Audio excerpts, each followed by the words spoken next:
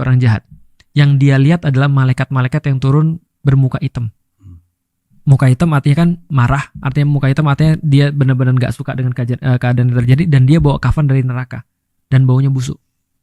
Dan ketika dia dicabut nyawanya, dikatakan seperti dalam hadisnya itu seperti besi berkarat yang ditarik dari kain yang basah. Jadi benar-benar sulit keadaannya. Nah, jadi setelah itu terus kemudian dia ditunjukin tempatnya di neraka, dan itu adalah siksaan pertama dia yang paling berat.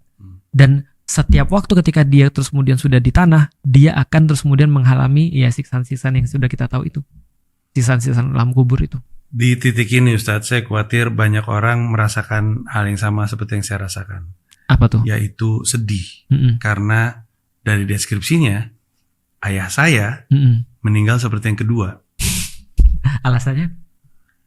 Beliau kena serangan jantung dan tersiksa lah pokoknya. Meninggalnya nggak enak.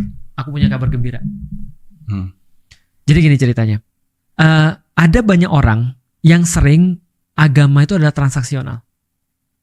Kalau kamu berbuat baik di dunia, kenapa kamu pengen surga? Karena aku udah berbuat baik di dunia.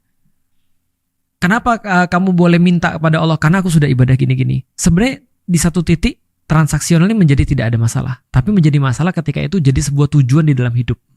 Artinya kita nggak akan berbuat sesuatu kalau tidak ada janji sesuatu.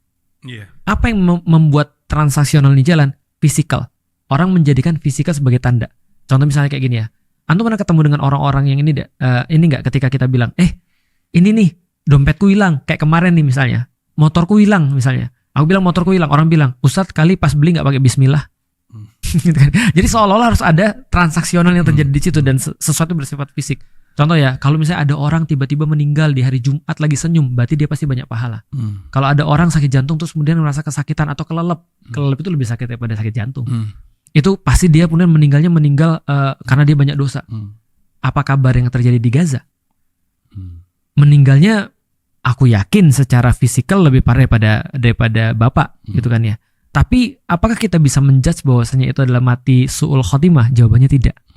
Kita cuma bisa mengatakan kalau ada orang yang meninggal dalam keadaan tenang, insya Allah ini husnul khotimah.